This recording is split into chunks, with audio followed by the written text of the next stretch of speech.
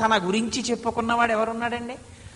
నేను ఫలానా అండి, నేను ఫలానా అది చదువుకున్నానండి, నాకు ఇంతమంది పిల్లలండి, లేకపోతే నేను ఫలానా చోట ఉద్యోగం చేస్తున్నానండి, నాకు ఇంత జీతం వస్తోందండి, ఏది మీ గురించి 4 మాటలు చెప్పండి అన్నారనుకోండి, నా పేరు కోటేశ్వరరావు అండి అని ఏదో మొదలు పెడతాను. అంతేకాని లీలాశుకుడిలా చెప్పుకున్నవాడు ఎవరైనా ఉన్నాడా ప్రపంచంలో? అంటే తన గురించి తాను చెప్తూ నువ్వు ఎలా బ్రతకాలో, ఏం చెప్పుకోవాలో నేర్పుతున్నాడు లీలాశకుడు. శైవావయం నఖలు తత్ర విచారణీయం పంచాక్షరీ జపపరా నితరాం తథాపి చేతోమదీయమతసీ కుసుమావభాసం స్మేరాననం స్మరతి గోపవధూ కిశోరం. మనకి లోకంలో ఇలాంటి దర్శనం పొందడమే గొప్ప విషయం అయితే, లీలాశకుడి జీవితంలో ఒక ఆశ్చర్యకరమైనటువంటి సందర్భం జరిగింది. పరమేశ్వరుడికి ఎవరు ఎంతంత జ్ఞానం వైపుకి నడుస్తుంటే వాళ్ళతో ఆడుకోవడం అంత సరదాగా ఉంటుంది. ఆయన కూడా అలాంటి వాళ్ళతోనే ఎక్కువ పరాచకం ఆడతాడు తప్ప బిర్ర బిగుసుకుపోయి అజ్ఞానంలో ఉండిపోయిన వాడికి వీడితో నాకేమిటంటాడు. ఆయన కూడా పరతత్వ దర్శనం చేసినటువంటి వాడితో ఆయన సరదాగా ఆడుకుంటాడు. ఇప్పుడు ఏమంటున్నారు ఆయన? పరతత్వం ఒకటే, శైవావయం, నేను శైవుణ్ణే కానీ నా మనస్సు కృష్ణుడి యందు ఉంటుంది. ఆహా, కృష్ణుడి యందు ఉంటుందంటే ఏమిటి? నీకు పంచాక్షరి చేస్తూ ఉంటావు, విష్ణు స్వరూపమునందు నీకు ఎక్కువ ప్రీతి. కృష్ణుడంటే విష్ణువు కదండి, ఆ విష్ణువు రాముడిగా కూడా వచ్చాడు కదా. కాబట్టి ఒక రోజున భగవానుడు ఏం చేశాడంటే రామచంద్రమూర్తిగా ప్రత్యక్షమయ్యారు లీలాశుకుల వారికి. ఎదురుగుండా ప్రత్యక్షమైతే మనమైతే ఏం చేస్తాం? పోన్లేరా బాబు, రాముడో కృష్ణుడో ఏదో ప్రత్యక్షమయ్యాడు అంతే చాలని వెంటనే స్తోత్రం చెయ్యాలి. లీలాశుకుల వారు చూశారు రాముడి వంక. ఇప్పుడు స్వామి మీరు వచ్చి ఎదురుగుండా నించున్నారు కదా, మీరు భగవానుడు కదా, నేను భక్తుణ్ణి కదా, ఉత్తర క్షణం నేను చేయవలసింది ఏమిటి? నేను నమస్కారం చెయ్యాలి మీకు. అలా చేయకపోతే నా యందు దోషం వస్తుంది. నాకు దోషం రాకుండా మీరు చిన్న సర్దుబాటు చెయ్యండి, మీకు నమస్కారం చేస్తానన్నాడు. ఏం చెయ్యాలన్నారు రామచంద్రమూర్తి? ఏమీ లేదండి, మీరు చెయ్యవలసినటువంటి ఒకే ఒక్క ఉపకారం ఏమిటంటే విహాయకో దండశరౌ ముహూర్తం గృహాణపాణౌ మణిచారు వేణుం మయూరబర్హంచ నిజోత్తమాంగే సీతాపతే త్వాం ప్రణమామి పశ్చాత్. సీతాపతే, ఓ సీతాపతి అయినటువంటి రామచంద్రమూర్తి, త్వాం మీకు, పశ్చాత్ తర్వాత ప్రణమామి నమస్కరిస్తాను. ఎందుకంటే నమస్కరించాలి కదా భగవానుడికి, అది నా ప్రధానమైన విధి. లేకపోతే అవిధేయత అయిపోతుంది నమస్కరించకపోతే. కానీ చిన్న ఏర్పాటు ఒకటి చేయండి. ఏమీ లేదు, మీరే కృష్ణుడు మీరే రాముడు నాకు తెలుసు, కానీ నా మనస్సుకు ఒక్క బలహీనత ఉంది, అది ఎప్పుడూ కృష్ణుడినే చూడాలని కోరుకుంటుంది. ఇలా నాకంత పెద్ద సరదా ఉండదండి. ఆయన ఎలా ఆడాడో ఈయన అలాగే ఆడాడు ఆయనతో. కాబట్టి ఆయన అన్నారు, ఏం లేదండి, చిన్న పని చేసి పెట్టండి. విహాయకో దండశరౌ ముహూర్తం, కాసేపు ఆ కోదండాన్ని తీసి ఆ పీట మీద పెట్టేసేయండి స్వామి. పెట్టేసి మా ఇంటి నిండా కృష్ణుడి మూర్తులు ఉంటాయి, అదిగో చూసారా చిన్ని కృష్ణుడు ఉన్నాడు, మణులతో చేయబడినటువంటి ఒక వేణు ఉంది ఆ కృష్ణుడి చేతిలో. మీరు ఏం చేస్తారో తెలుసా? విహాయకో దండశరౌ ముహూర్తం గృహాణపాణౌ మణిచారు వేణుం. మణుల చేత పొదగబడినటువంటి ఆ వేణువుని చేత్తో పట్టుకోండి. అప్పుడు మీరు రాముడే అయినా కృష్ణుడిగా కనపడతారు నాకు. దీంతో పాటు ఏం చేస్తారంటే, అదిగో ఆ కృష్ణుడి తల మీద నెమలి కోటు ఉంది, ఏమనుకోకండి. మయూరబర్హంచ నిజోత్తమాంగే, నిజోత్తమాంగే అంటే శరీరము యొక్క పైభాగమునందు ఆ నెమలీక తీసుకుని కొంచెం ఆ కిరీటం తీసి పక్కన పెట్టేసి ఇప్పుడు ఆ నెమలీక తీసి తలలో పెట్టుకోండి. పెట్టుకుంటే నేనేం చేస్తానో తెలుసా?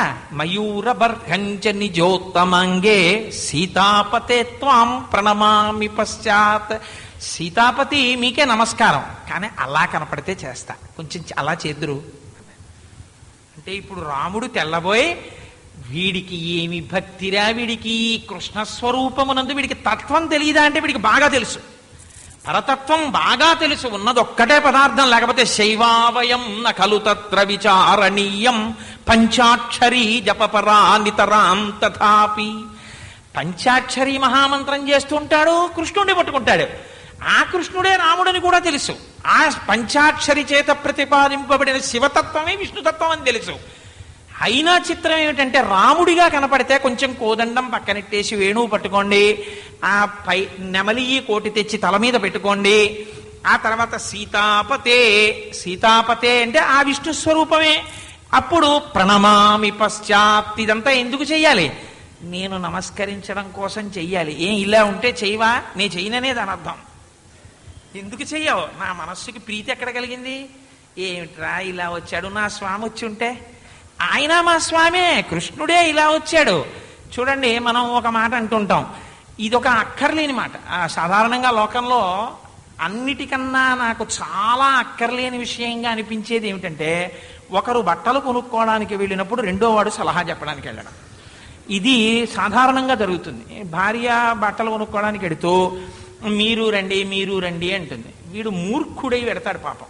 వెళ్ళిన తర్వాత ఆవిడ ఏం చేస్తుందంటే, ఏవో అసలే ఆడవాళ్లతో చీరల వ్యవహారం, ఇన్ని పెట్టి ఇందులో ఏది బాగుంటుంది అంటుంది.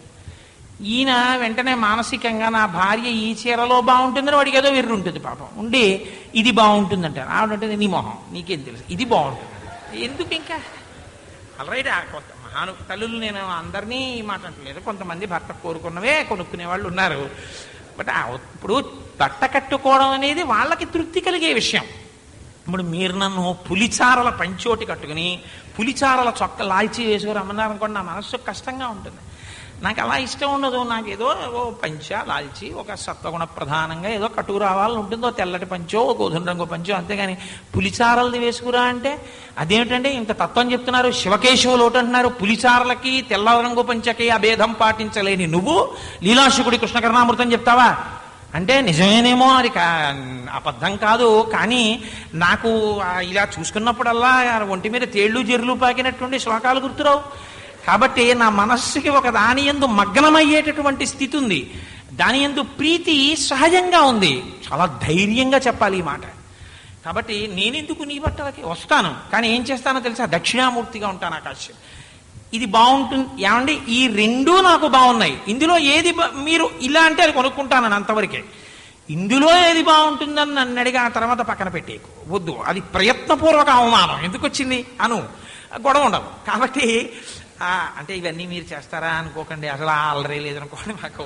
కాబట్టి సీతాపతే త్వాం ప్రణమామి పశ్చాత్, సీతాపతి మీకు మేము అప్పుడు నమస్కారం చేస్తాం, కాబట్టి మీరు మాకు కృష్ణుడిగా దర్శనం ఇవ్వండి అంటారు. మహానుభావుడు లీలాశుకుడు అలా అనుభవించాడండి. ఆయన నమ్ముకుని ఆయన ప్రీతి చెందేటటువంటి స్వరూపమునందు అంత తాదాత్మ్యతతో మాట్లాడారు. ఆయనకి ఎంత కృష్ణ భక్తో చూడండి. భగవంతుడు ఆయనకి రామావతారంలో కనపడి తర్వాత మళ్ళీ కృష్ణావతారంలో దర్శనం ఇచ్చాడు. వెంటనే ఇస్తే అప్పుడు ఆయన కృష్ణుడిని స్తోత్రం చేశారు. నిజంగా ఇలా అభేదం పాటించగలిగినటువంటి మహాభక్తులు ఎవరున్నారో వాళ్ళు ఉత్తమమైనటువంటి స్థితులకు చేరినవారు. అంత విష్ణు కథ చెప్పినటువంటి పోతన గారికి చిన్ని కృష్ణుడు ఆడుకుంటుంటే తనువునంటిన ధరణీ పరాగంబు పూసిన నిరిభూతి పుతగాగా ముందర వెలుగొందు ముక్తాలలామంబు తొగల సంగడిగాని తునకగాగా ఫాలభాగంబు బైబరగునా విరిబొట్టు కాముని కల్చిన కన్నుగాగా కంఠమాలికలోని ఘననీల రత్నంబు కమనీయమగు మెడ కప్పుగాగా హరవల్లులొరగ హరవల్లులు కాగ బాలలీల ప్రౌఢ బాలకుండు శివుని పగిది నొప్పి శివునకును తనకును వెరులేమి తెలియవలయునట్లు అంటారు. చిన్ని కృష్ణుడు ఆడుకుంటూ ఒంటి నిండా మట్టి పోసుకుంటే నాకు విభూతి రాసుకున్నటువంటి శివుడు దర్శనం అయ్యాడు అన్నారు. మెడ నిండా హారాలు కృష్ణుడు వేసుకుంటే మెడ నిండా పాములు వేసుకున్న నాగభూషణుడు నాకు కనపడుతున్నాడు అన్నారు. ఆఖరికి మెడలో వేసుకున్నటువంటి పతకంతో కూడిన హారము యొక్క నీలికాంతి ఆ మెడ మీద పడుతుంటే నాకు నీలకంఠుడు కనపడుతున్నాడు అన్నారు. అమ్మ వేసినటువంటి కొప్పుకి ముత్యాల సరాలు చుడితే అటువంటి కొప్పుతో ఉన్న కృష్ణుణ్ణి చూసినప్పుడు నాకు జటాజూటంతో ఉన్న శంకరుడు కనబడుతున్నాడు అన్నారు. నాకు శివుడు కృష్ణుడు అని లోకంలో రెండు లేవు, ఉన్నదొక్కటే అని చెప్పినట్టుగా నాకు బాలకృష్ణుని యందు బాలశంకరుడు కనబడుతున్నాడు అని పోతన గారు చెప్పుకున్నారు. తిక్కన గారు విరాట పర్వాన్ని ఆంధ్రీకరిస్తూ ఆయనన్నారు, కరుణారసము పొంగి దొరపెడు చర్పున శశిరేఖ అమృతంబు జలువార హరినీల పత్రిక సురభిచందనమున్న గతినాభిధవళ పంకజము మెరయ గురియైన చెలుమున నెరసిన లోక రక్షణ మనంగగళమున ఛాయదోప ప్రథమాద్రినేతించు భానుబింబమునాన ఉరమున కౌస్తుభరత్నమొప్ప సురనదియును కాళిందియును బెరసినట్టి కాంతి పురమ్ము శోభిల్లు శాంతమూర్తి నా మనస్సు ఆనందమగ్నముగ చేసి ఎలమి సన్నిధి చేస సర్వేశ్వరుండు అన్నారు ఆయన. మహానుభావుడికి శివుడు కేశవుడు అని ఇద్దరు కనపడలేదు తిక్కన గారికి. ఆయనకి పైన కరుణారసము పొంగి దొరపెడు చర్పున శశిరేఖ అమృతంబు జలువార, పైన చంద్రరేఖతో ఉన్నటువంటి శిరస్సు కలిగినటువంటి వాడు దర్శనమయ్యాడు. నాభియందు తామర పువ్వు ఒకటి పుట్టి అందులో చతుర్ముఖ బ్రహ్మ ఉన్నవాడు కనబడ్డాడు. ఒకే మూర్తి, పైన చంద్రరేఖ, నాభియందు తామర పువ్వు. అదే మూర్తి వక్షస్థలమునందు కౌస్తుభం, కంఠమునందు నల్లటి కంఠం, నీలకంఠం. ఇది ఎలా ఉంది అంటే సురనదియును కాళిందియును వెరసినట్టి, గంగానది యమునా నది కలిసిపోతే ఎలా ఉంటుందో అలా ఉంది మూర్తి అన్నారు. గంగానది తెల్లగా ఉంటుంది, యమునా నది నల్లగా ఉంటుంది. శివుడు తెల్లగా ఉంటాడు, కృష్ణుడు నల్లగా ఉంటాడు. ఈ రెండూ కలిసిపోయినటువంటి హరిహరుల మధ్య భేదము లేని హరిహరమూర్తి నాకు ప్రత్యక్షమయ్యాడన్నారు. శ్రీయన గౌరినావరగు చెల్వకు చిత్తము పల్లవింప భద్రాయితమూర్తి అయి హరిహరంబగు రూపము దాల్చి విష్ణు రూపాయ నమశివాయ అని పల్కెడు భక్తజనంబుల వైదికధ్యాయిత కిచ్చమిచ్చు పరతత్వము కొల్చెద నిష్ట సిద్ధికిందని చెప్పుకున్నారు తిక్కన గారు మహానుభావుడు. ఏ మహానుభావుడు విష్ణు రూపాయ నమశివాయ, ఆ విష్ణువే శివుడు, శివుడే విష్ణువు, ఆ లక్ష్మియే గౌరీ, గౌరియే లక్ష్మి అని చెప్తున్నారో అలాంటి వాళ్ళ యొక్క ఆనందాన్ని తీర్చడానికి హరిహరమూర్తిగా ఆవిర్భవించినటువంటి ఆ స్వామికి నేను నమస్సులు అర్పిస్తున్నాను అన్నారు. కాబట్టి ఎవరు భగవంతుణ్ణి అలా నమ్ముకున్నారో అలాంటి వాళ్ళకి అలా అభేదముగా స్వామి దర్శనమయ్యాడు. అటువంటి పరతత్వ దర్శనాన్నే కోరుకున్నారు. అటువంటి స్థితిని మహానుభావుడైనటువంటి లీలాశుకుడు అనుభవించాడు. అందుకే ఆయన చేసినటువంటి ఆ రచనకి శ్రీకృష్ణ కర్ణామృతము అని పేరు పెట్టుకున్నారు. శ్రీ అంటే లక్ష్మీదేవి, లక్ష్మీదేవితో కూడినటువంటి కృష్ణుడు. ఎందుకంటే పోతన గారు మాట అంటారు, అనఘ ఆదిలక్ష్మి అయిన రుక్మిణితోడ క్రీడ సల్పుచున్న కృష్ణు చూచి పట్టణంబులోని ప్రజలుల్లసిల్లిరి ప్రీతులగుచు ముక్త భీతులగుచు. శ్రీ అంటే శక్తి, శక్తితో కూడినటువంటి కృష్ణుడు మనకి రక్షకుడు. అందుకని శక్తి సహితుడై లక్ష్మితో కలిసిన వాడైనటువంటి ఆ శ్రీకృష్ణ కర్ణామృతము. మీరు అనండి నామం అంటలేదు లీలాశుకుల వారు. మీరు కృష్ణ అని ఒకసారి అనబోయ్ తరించిపోతావు అంటలేదు.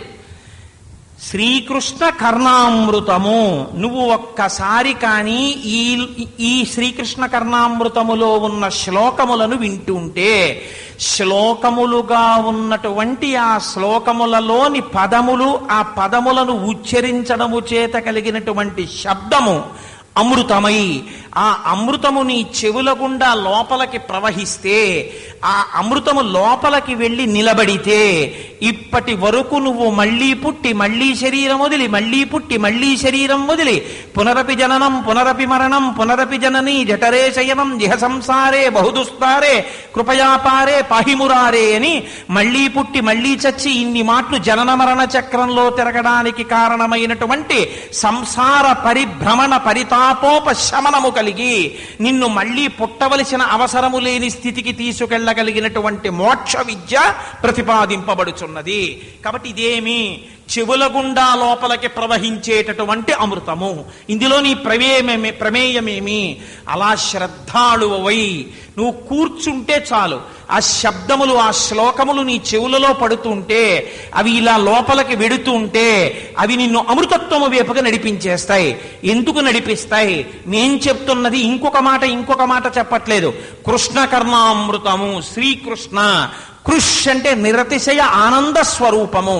అందరూ వెంపర్లాడుతున్నటువంటి ఆనందము ఏది ఉన్నదో, ఆ నిరతిశయమైన భంగపాటు లేని రాశీభూతమై ధార వంటి ఆనందము ఎక్కడ ఉన్నదో, ఆ ఆనందమే మాకు లోపల నిండి నిలబడి ఆగక వాగ్రూపముగా పొంగి పొరలి శ్లోకములుగా పైకొచ్చింది. కనుక ఈ శ్లోకములను శబ్దరూపముగా ఎవరు అవధరిస్తున్నారో వారి చెవులలోంచి లోపలికి వెళ్లి వారికి చేసేటటువంటి గొప్ప ప్రయోజనము అది అమృతముగా మిమ్మల్ని సంసార పరిభ్రమణ పరితాపోపశమనం.